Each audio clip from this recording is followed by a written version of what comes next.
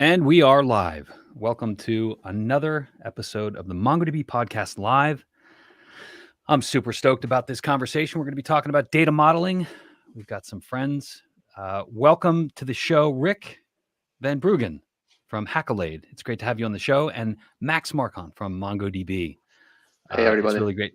We've been talking about having this conversation for quite a while, and we're going to get into some great discussion about data modeling and some tools that will help in the process of developing software with MongoDB and with other databases as well. So I'm excited to dive into the content. Before we do that, Rick, would you introduce yourself to the audience? Absolutely. Well, hello everyone. Rick van Bruggen coming to you from sunny Antwerp in Belgium. Very happy to be here, and thank you MongoDB for the invitation. Been working in the data and database space for quite some time. Also quite a bit of experience with other NoSQL databases. I spent 10 years at Neo4j, but now very happy to be working at Hackolade. I'm responsible for the customer success and customer growth. And that means that I get to talk to lots of people that have wonderful applications with lots of different, but many MongoDB applications. Yeah, we specialize in doing data modeling for those applications. So having a lot of fun with that. Fantastic. And Max, welcome back to the show. It's great to have you back on the podcast. Thank you. Very happy to be here. So let the few folks that don't know you already, let them know who you are and what you do.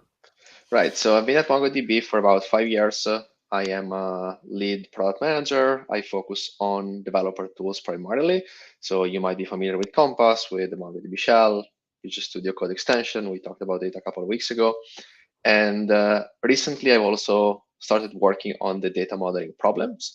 And that's why today I'm here on the show with Mike and Rick to chat about this topic. So data modeling. Let's start with a basic introduction to data modeling. Why is data modeling so important? Maybe, Rick, you take that one. Absolutely. Well, why is it so important? I mean, I think there's lots of different reasons why people used to do them, do it, and lots of reasons why people are still doing it and will be doing it in the future. In the past, I think data modeling was really part of the I want to call it the waterfall development process, where people used to analyze, design, and then develop, all that type of stuff, right? But I think in more recent years, with the coming of agile development processes, but also, NoSQL databases like MongoDB, people have been looking at data modeling for a number of different reasons. The first reason being to enable the conversation with business stakeholders. I think that's still a picture in 1,000 words. A model, a graphical representation of a domain is still a fantastic way to bridge the gap between technology and business stakeholders. But it also allows you to formalize and to better design, what the data structures are going to look like. It's also a development-oriented tool set, where people use data models not just to create the graphics, but also the schemas and the contracts between systems that you need in order to operate these systems.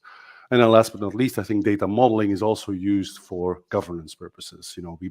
People use it to be able to go back to it as well and report on it and audit it and just make sure that things are in line with their regulated processes, which many large corporations have to deal with. So those would be my three topics. The data modeling is all about bridging the gap with the business stakeholders, enabling development, and then enabling governance.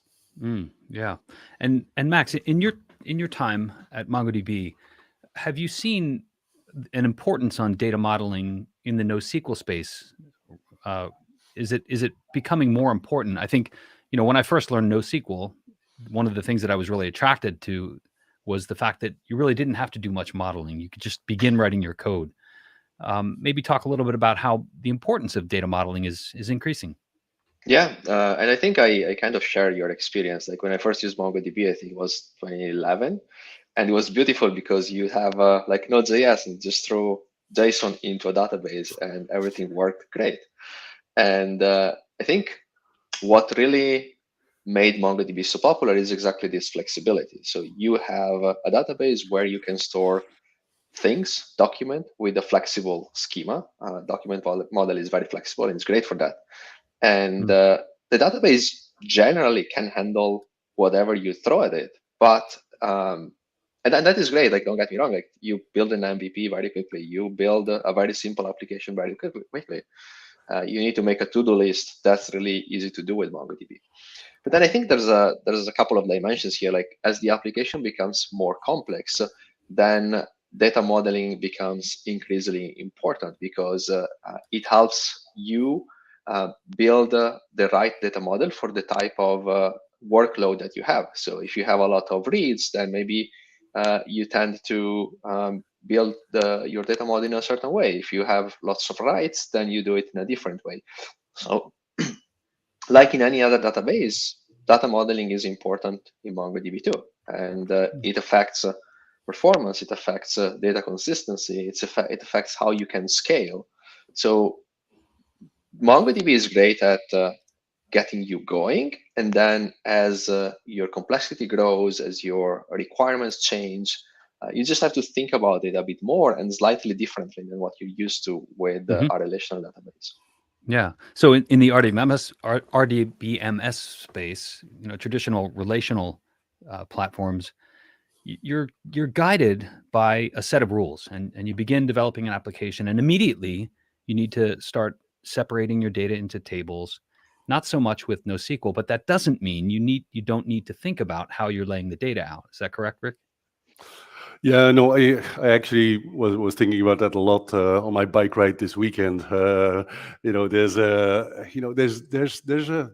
something like underthinking and overthinking something. When you underthink something, that means that you're not doing enough design and preparation, and but when you're overthinking something, you're probably not getting to a solution anytime soon. It's you're making the problem too big for yourself, and so there is a happy medium there, I think, and I think the wonderful innovation of NoSQL databases like MongoDB and also agile development processes, I would like to say, is that you find that medium, that you do break up your problems into smaller buckets, right? So things like domain-driven design and those types of things, they really come into play there, I think, where you really focus on a particular part of the problem, but you're not making the problem too big, right? But that part of the problem that you're working on, you have to think it through. Because performance, like Max was saying, because it will just create more rework afterwards if you don't. There's a happy medium there, and I think what we're trying to do with Hackolade also is to kind of bring a new tool set to the table that allows you to find that new medium. I think the realization is very real that in the old days of relational databases, we were overthinking things. We were just making life too complicated, and there is a different way of doing it, and that's also where the complementarity, I think, between MongoDB and Hackolade is. The new tool set for a new type of database and new type of process. That's really what this is all about, really. Yeah. I like what you said there. It does seem overcomplicated today. And I think as time has progressed, the problem has shifted. In the past, the problem was around conserving disk space and reducing duplication of data. And I think those challenges are no longer as important as the cost of developer time has increased. I want to take a minute and answer some questions that have been floating through the comments. Folks are wondering if this is going to be recorded. Yep, it's on YouTube and it's on LinkedIn, and it's the very same link you came to follow this. It'll be recorded and available once we finish. So thinking about data modeling, and as the importance of data modeling hasn't gone away, even though we're using a NoSQL database, which is flexible and polymorphic, you mentioned some really good things to think about. But when should people begin to think about data modeling? Early is not my answer. I mean, obviously, there's again, use common sense a little bit, right? I mean, there is value in doing what Max was hinting at, which is, you don't want to be, held back and not be able to prototype anything because you have to finish that ER diagram. That's just a silly way to do it. Having said that, not using data modeling for bridging the gap with your business stakeholders is also a silly gap, silly thing to do. Just starting to write code without talking to the business guy, that's also not the best way to do it. There's a happy medium there, and you don't want to be overthinking, but you don't want to be underthinking. And I think that's where starting early is probably good advice, but not overcomplicating it, not making the problem too big. I mean, I was talking to business people or technical people a couple of days ago that were talking to me about data models with 7,000 entities, and I'm like, "Point, are you crazy? That doesn't work, right? You're making the problem too big for yourself, and that's where again, that the whole principle around agile and domain-driven design and those types of things, they come back and they become very real because you just want to make a happy medium there. You really want to start data modeling very early, but you don't want to make it into a 7,000 entity diagram. That's just silly, right? So happy medium, use common sense, I would say. Great advice. And I also want to add a bit to that. I think that even when you decide that you don't want to do like big data modeling exercise right now, that is a data modeling decision. You are saying, well, this is the trade-off I'm happy to accept in order to get my product out quickly. Even if you are your own business stakeholder, because you are just a guy founding a startup, you are saying, I am not spending time with a lot of design right now. I'm just focusing on the one use case that my product is good at, and then worry about the rest later. And what's great of MongoDB is that it allows you for this hybrid approach too. You can say, I'm really, really thinking that these 3 attributes are important and they always need to be there. And that's the basis of my data model. And you can even enforce those. You can use validation rules in MongoDB and make sure that those are always present. And then the rest you figure out as you build your product. And that with MongoDB, you can always iterate quickly because you have this degree of flexibility that you can preserve in your application and in your data model. Yeah. And if I can complement that one, Max, if you don't mind, because I really do think that, the synergy with Hackolade is really, really cool there, because not only do you have that schema flexibility that you have in the database, but you also have a tool set that's integrated with your entire CI/CD pipeline, with your Git repos, blah blah blah blah blah. It's much more natural to do it that way than if you would have to go into some kind of a tool set that isn't right for that purpose. You know what I mean? And I think there's the synergy around the tool sets with the infrastructure is really, really interesting as well, and that's why we're here. Yeah, and I'm stoked to learn more about Hackolade and how the tool can increase the efficiency of the data modeling exercise. We have a question from a MongoDB champion, my friend Nuri Halpern. He's asking, I'd like to hear about the relationship between modeling and enforcement. Should we be using schema validation always? I think I can start, and then Rick, obviously, you can jump in when you think is the right time. So I think always is a strong word. I think it is always it depends, what part of your schema do you need to enforce to ensure a certain degree of data consistency?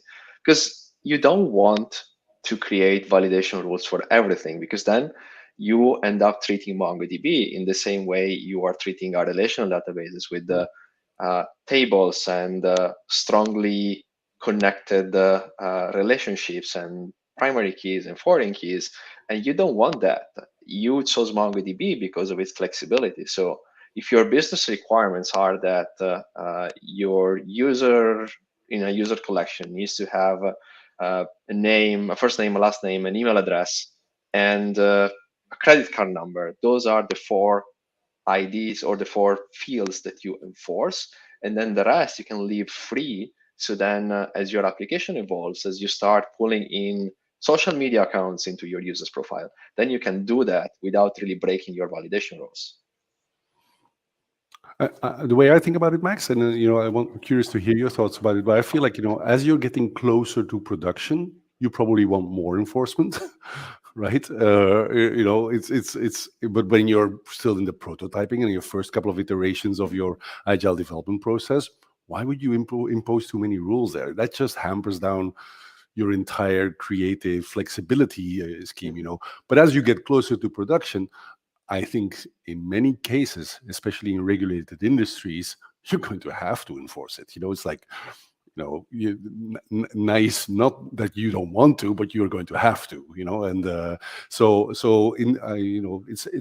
a time thing. It's you just have to choose when to do what, and choose that wisely. Yeah, and the beauty is that you can.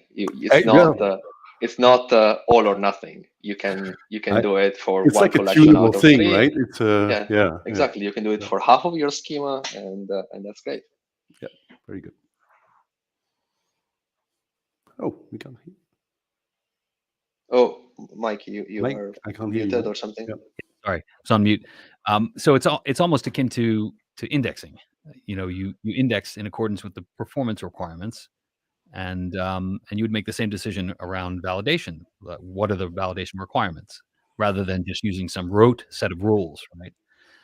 And speaking of rules and best practices, Rick, I know you've got a presentation that talks about best practices. Is this something you want to jump into? Yeah, for sure. I mean, I think I can show you a couple of things here, a couple of slides, but I'm not sure if they're too useful. I think this is probably something that we all know from working with MongoDB and working with data modeling.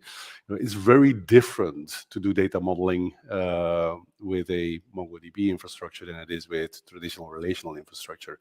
And I guess the key thing there is that you want to be able to accommodate different access patterns and different query patterns, very, very easily. You want to make sure that the structure of the collections that you're storing in MongoDB are tuned to that. Right, so I think there's a really important lesson there, best practice there. Also think that when you think about this cycle and this agile development methodology that we know very well, that it's not just a question of developing the application, but also thinking about designing it for the right amount early on, right? So you don't need to design everything right from the get-go, but you want to be able to design part of it, not overthinking it, not underthinking it. You just want to get to the right level there. And I think that there's also, and this is maybe a nice little plug, if you don't mind, guys, there's some really cool design patterns out there. And this is not just me saying that from a Hackolade perspective. This is something that Steve Hoberman, who I think is kind of like the Pope of data modeling these days, and Daniel Kupal, who many people will know in the MongoDB community. They just wrote a really nice book. You can see it over here, and I'm sure we can share the link as well, Mike. Mm-hmm. There's like design patterns. It's almost like code smells and patterns and anti-patterns, that type of thing. You have really good ways of doing solving certain problems, and those have been documented. Then we share those types of things. For example, in this book, there will be many more activities around this in the next couple of weeks and months. For example, at MongoDB Local in New York, there's going to be sessions around it. There's also going to be more activities online. But I think that's a really interesting best practice. It's design patterns. And then I think what we kind of promote as Hackolade as well is that you use the data models that you create for MongoDB for lots of other things too, right? So data modeling is not something that you do on an island. It's not something that you do once for one particular infrastructure of one particular application. You can actually reuse it for lots of different applications, which is why we at Hackolade, we talk a lot about things like polyglot data modeling, which means that if I have a MongoDB model, I can actually use that for something else as well. I can use that for developing an API or creating a message format on my Kafka queue or whatever it is. I can do lots of different things with it and leverage the data models that I create for one platform for many different other platforms. So those will be some of the best practices that I would like to highlight. But we can talk about those for a lot longer. And I would definitely recommend that people take a look at that wonderful book that people have spent blood, sweat, and tears creating. So I need to apologize. So I've created a short link, mdb.link/data-modeling-book. That's going to take you to the U.S. Amazon site. If you're outside the U.S., I apologize. We'll include links in the description in the show notes to the actual book. But maybe you can give us the name of the book so folks can search. Oh yeah, it's this one. So it's MongoDB Data Modeling and Schema Design by Daniel Kupal, Pascal Desmarais, and Steve Hoverman. So there's three guys. All three of them have years and years of experience in this stuff. So they've bundled their forces and their power to create what I think is a really, really powerful document. Yeah. Fantastic. Well, you did mention MongoDB.local. I want to take a quick second and talk about that. It's coming to New York City. If you're in the New York City area, highly suggest you join us. We're going to be doing some amazing stuff. We're going to have live streams, and Daniel and crew will be there, and we're going to sit down and chat with them for a few moments, talk about the book, talk about data modeling, talk about Hackolade and the tool set there. So if you want to join us, there's a podcast 50 code that you can use for a 50% off the current pricing. So jump on that. I'm not sure how many uses are left on the podcast 50 code, but I hope to see you in New York there. So we talked about the book. I'm going to clear that away. And I wanted to ask a question around the tool set that MongoDB has today. So Max, we've got MongoDB Compass. We've got visibility of the schema, the data that is this schema in MongoDB Atlas. What makes those tools different from Hackolade? And I'm sure Rick's going to go into it, but talk a little bit about it from the perspective of Compass and the tools that MongoDB has today. Right. Well, first of all, I'm super stoked that what we have in Compass and all the functionality. So good job there. So Compass has a functionality called Schema Analyzer, and that is what you typically use to go into a collection and look at what the schema looks like. And the reason why we have that feature is that, yes, you do data modeling, yes, you design your schema, but MongoDB doesn't really have a concept of set schema. So the schema is derived from your data. And very often you need to understand your schema if you're not familiar with what's in the collection, or you just need to make sure that everything has the same look, like all the documents are homogeneous and there is no deviation in what fields and field values are stored in the collection. And so we have the schema analyzer functionality, and it's pretty popular. Like a lot of users use it for various reasons. And that is what we have today for schema visibility inside Compass, and it goes collection by collection. And then we also have there's another tab there called validation, and that is what you use to enforce schema. So that's where you can establish validation rules to make sure that you define the requirement for data consistency for a given collection. This is different from Hackolade, because Hackolade, and then Rick obviously can talk about it a bit more, because this is not a design tool. This is not a data modeling diagramming tool. This is just a way to get visibility over what data and what type of data is at any given time in a collection. Hackolade is a tool to do data modeling. It's a visual tool to do data modeling. And we are partnering with Hackolade. That's why we're here today. And if you are a user of Compass, as you see there in Rick's screen, there is even like a button that takes you to Hackolade to download it and start using it for your schema design needs. So we are not trying to build the same type of functionality in Compass. We just say, look, you recognize that now you have more complex needs for data modeling. You want to build better practices in terms of designing and communicating your data modeling process. Click here, go to Hackolade, and start the journey over there. Yeah, I mean, I love the functionality built into Compass. It comes at the schema problem from the perspective of a flexible data model, from a document model. I can see, I love that what you've got up there now, the schema, it goes through a sample set of documents, and it finds the best way to communicate what that data looks like in the best possible format. So you see there are some range values, and it knows that the best way that humans like to look at range data is through a bar chart. If it's string data, it's going to give you a sampling of the string data. And I also love, which I don't think you have in there, is the ability to put pins on a map. If it detects latitude and longitude, and there's a geographical index placed on that data, the schema will show pins on a map. I mean, it's just brilliant. So kudos to the Compass development team. It's really phenomenal tool for like you said, schema visibility. Exactly. But then we want to talk a little bit about the solving the problem of creating the schema, and that's where Hackolade comes in. Well, maybe I can just show you guys a little bit how that might work, right? So I have my Hackolade tool right here.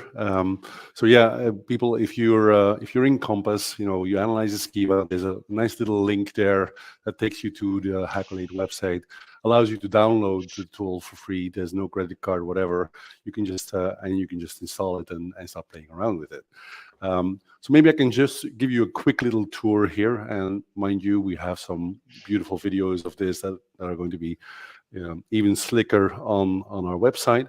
But what I'll do here is, just like I was connected to my Atlas DB through Compass, I'm going to do the same thing here. And I'm going to start from a reverse engineering of a model that is currently in my Atlas instance. So I'm going to connect to that Atlas instance, and I'm going to say, okay, here's my MFlex database with the 5 collections in there. But I'm actually going to do something more interesting, or even more interesting, by clicking this button over there, which is I'm going to try and attempt inferencing the relationships between the collections. And I'm going to do that by sampling the object IDs. Right, so in one collection I will have a set of object IDs, and the other one as well, or in the other one multiple. And if those overlap, then that means that there's a relationship between those collections. Right, so what I'm going to do here is I'm just going to kick that off. It takes a couple of seconds, but it's going to be very, very, very, very quick, and it will generate something that many people will know, which is it's going to give you an ER diagram. Right, an ER diagram that you know from the old days of relational databases, but there's a couple of things that are different here. Right. First of all, look at this. Look at how this entity looks like. This is the movie entity. Right. It's not a flat structure. It's a nested structure.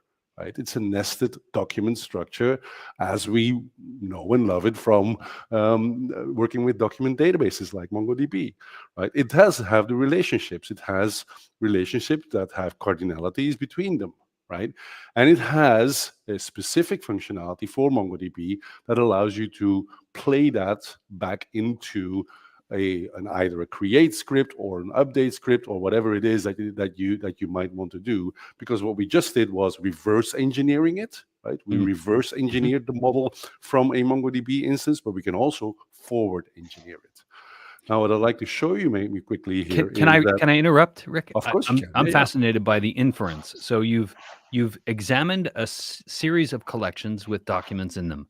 There are relationships that have been expressed merely by the inclusion of an ID in a field. Yep. Now, is the inference process looking at the match between something labeled ID, or is it examining the actual data elements? No, what you can see here, right? So I've got a movie entity and I've got a comments entity, right? The movie ID has movies have an ID right here at the top, and you can see here that the data type is object ID, right? Okay. So, and we find that by looking into the MongoDB store. The comments obviously also have IDs, right? And they also have object IDs, but they also have a movie ID. Which is also an object ID. Which is also an object ID. Okay. Right? So we can basically look at the data types and say, oh, okay, this thing probably references something else, sample it, and therefore there's a relationship. Right? So brilliant. Yeah, really, really simple. And I don't know if you saw it, but there was a little warning when I did that inferencing, because obviously on a large data set, that might you want to be able to tune how big the sample is going to be, right? Because and we have some tools for that, and we have some smart systems for that. But it is based on sampling, right? And we look at the internals of the collections to be able to do that. Maybe I'll just continue 2 more minutes, Mike, and just sure thing. Because I think for the developer audience here, what's going to be super cool is if they understand that what you're looking at here obviously is a graphical representation, but there are not only artifacts behind it, right? So there's scripts that are generated behind it, but there's actually also an entire collaboration process behind it. Right? What we want to make sure that we do is that we not just create these data models once, but that we can do this regularly or even automatically if we need to, so that people can collaborate on these models and they're always up to date. Every time we release software, we also release the data model, and we just keep these things up to date, which is why we have an integration with Git, right? Our hypothesis is that it will be so much easier for the developers, but also the data modelers to collaborate on data models and on schemas if they co-locate the artifacts on GitHub, right? So we're going to be pushing all of this, right? So if I now I save this data model, right? I'm going to save it into my GitHub repo, right? So I'm going to call this one MongoDB model .hack.json, right? So now it's been saved, and it's going to tell me, okay, do you want to push it into the repo? All right, I'll do that, right? And I'll commit and push it into the repo so that everyone can now start collaborating on this, right? I have a history file here, which is going to show me, there's a V1 that was created. Okay, really great. Now I can go back and do my work, right? I can go back to the ER diagram and say, okay, why don't I create another entity here, right? So I'll add another collection, right? Animals, right? And then I'll say, okay, I'll add another attribute, right? That's going to be an object ID. And I'm going to add another one, which is a name, right? So this one was the ID, right? And then I'm going to say, okay, animals appear into movies, so I'll make this into an object ID as well, right? And I'm going to call this the movie ID, right? And I'm going to draw a relationship between the animals collection and the movies collection, right? Just like that.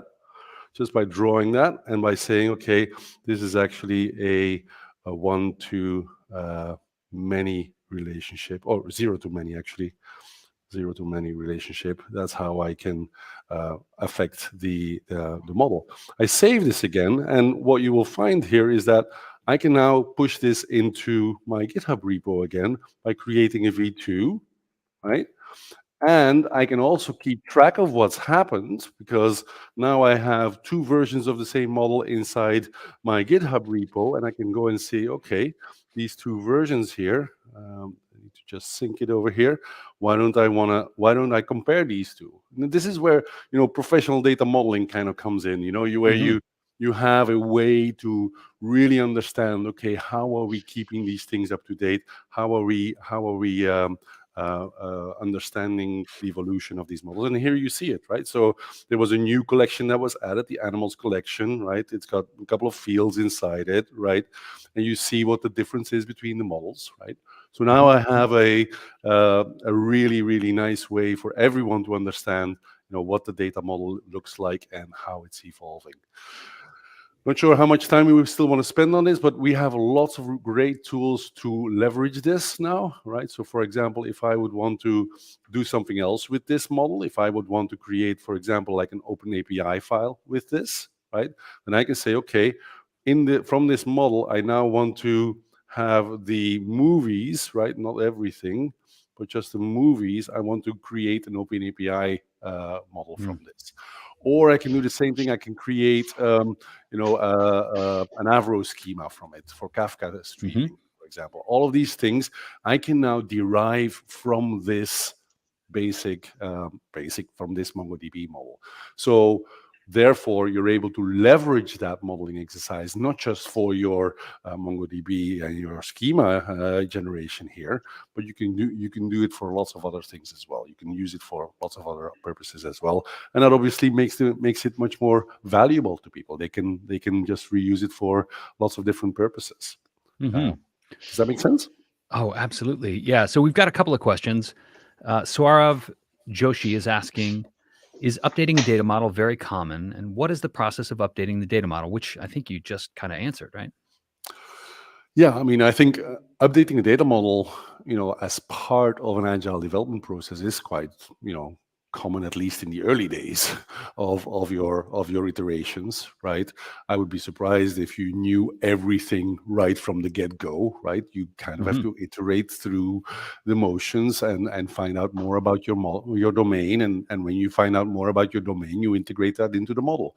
And like Max was saying earlier, not everything is as important inside a data model, right? Some things will be constrained, some things will not be constrained. It's just it's very common, I think, to have that evolve over time, which is why the co-location of your data models with your code on GitHub is so interesting, because it allows you to put everything through the same CI/CD pipeline, right? So as you release software, you also release the model, and they're always in sync.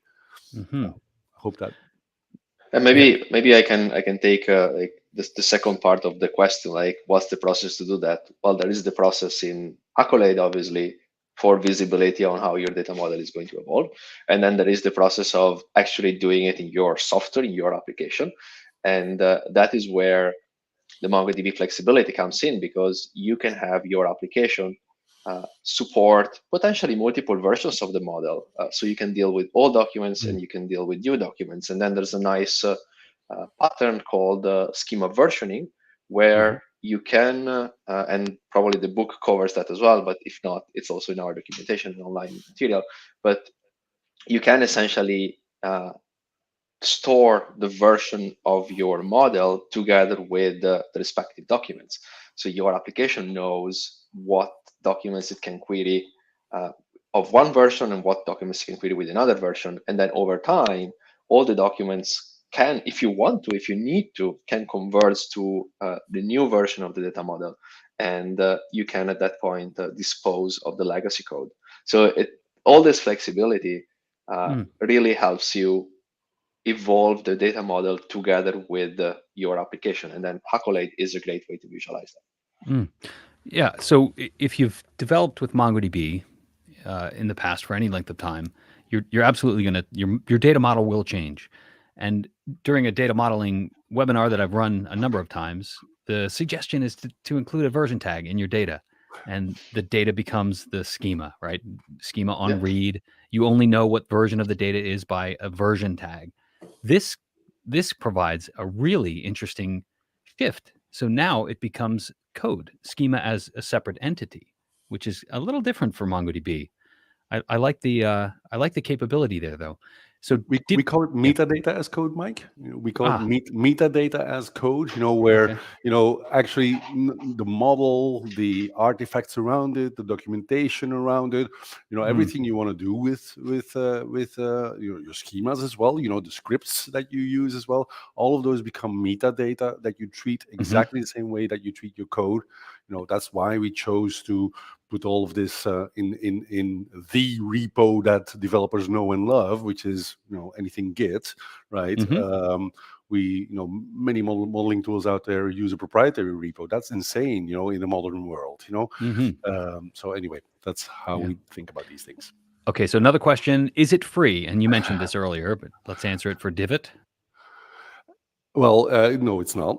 It's free. Well, and I should caveat that a little bit. There is a community version of Hackolade that is free, but there's certain limitations to it, and other than that, it is a commercial tool. It's not a crazy expensive tool, but it's a commercial tool, and we offer a free trial to people to make sure that they get value from the software and before they buy it. And so we invite everyone to go to hackolade.com and request that free trial, and then see if it makes sense for them, and if it does, then we will charge them a small license fee. Makes sense. Every company needs a revenue model, of course. So the next question is around validations. And you didn't show this. You talked about it, but maybe show folks how validation rules are added. Oh, yeah. So, I mean, there's lots of functionality there. I don't have all of that prepared here now. But so validation rules are interesting. There's lots of different types of validation rules that you can include in your data models.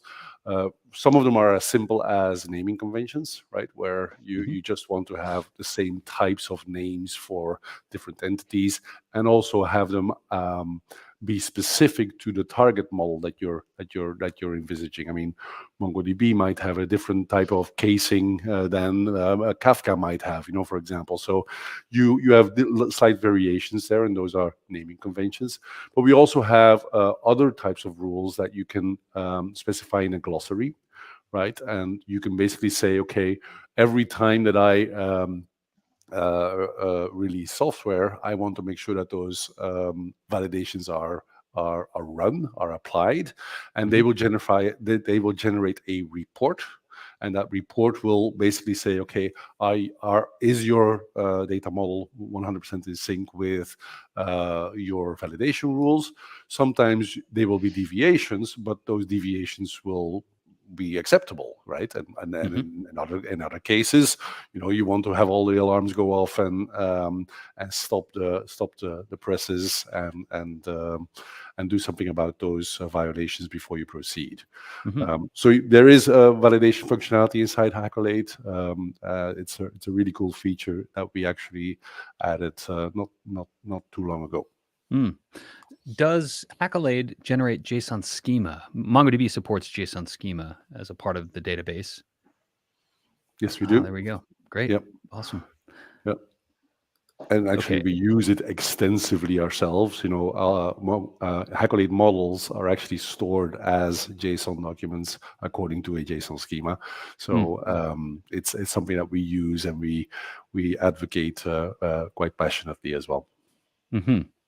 Are there prerequisites? It looks like a self-contained app. It looks like you just download it and run it. Are there any other prerequisites that folks need to know about? Well, yeah, it's Mac, Windows, or Linux. We're actually, in the future, we're going to be having a browser-based version of Hackolade. Prerequisites, the version of MongoDB is obviously also important, but we have a plugin architecture, and we have we support all the major versions, I would say. Other than that, I don't think there's any major prerequisites. I would also recommend that people go through some of our tutorials where we've got a lot of material on the website. I would not, this is not your how do you say it? This is not Notepad. It's a specialist tool set that you want to kind of get into a little bit before you start hacking away with it. So educate yourself. Look at a couple of videos, a couple of demos. Reach out to us. That's what we're here for. And then I think make sure that you get value from it. Yeah, fantastic. Well, it's been a great session. I've learned a lot about Hackolade, and I've just gained access to the tool myself. Got a couple of applications running in production. I'm gonna take a look at that. Is there anything else folks need to know about Hackolade before we begin to wrap up? No, well, we've covered a lot already during this call. I think Hackolade is really trying to make sure that the practice of data modeling gets a new and much more interesting life, I would say. In the Agile world, in the NoSQL world, in the MongoDB world, there is a place for solid data modeling, especially in regulated industries. You will want it, and we created a new tool set for it. It's there. It's available. It's used by lots of people across the globe. We would love to hear from you and work with you. Terrific. Well, thanks so much, Rick, for joining us today. I want to let folks know about the community forums. If you've got questions about specific use cases, we didn't cover those today, but we'll certainly happily entertain those in the MongoDB community forums. You can jump on over there, ask questions, answer questions. It's just a great, lively, active community of MongoDB and database enthusiasts. So please jump in there. Max, anything else to add before we wrap up? Maybe just like one wrap-up statement about data modeling. So data modeling, don't feel that it has to be scary. It's not something that is supposed to give you anxiety. You are probably doing some degree of data modeling already today. Like if you're building an API on top of MongoDB, you're already thinking, okay, this is the JSON I get in from the user, and this is the way I'm going to use the payload to query data in MongoDB, and therefore I want it to look like this. So this is already you doing data modeling. The more your application becomes complex, the more you're going to start thinking about design patterns and the identifying the read and write patterns of your workload. But you'll get there incrementally. So there's no reason to be scared or to stop because you feel that this is unfamiliar territory for you. Mm-hmm.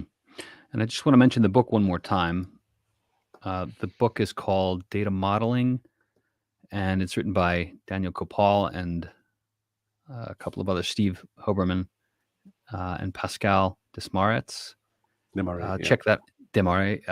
So check that out. You can Google that. Or if you're in the United States, you can hit this link, mdb.link/data-modeling-book.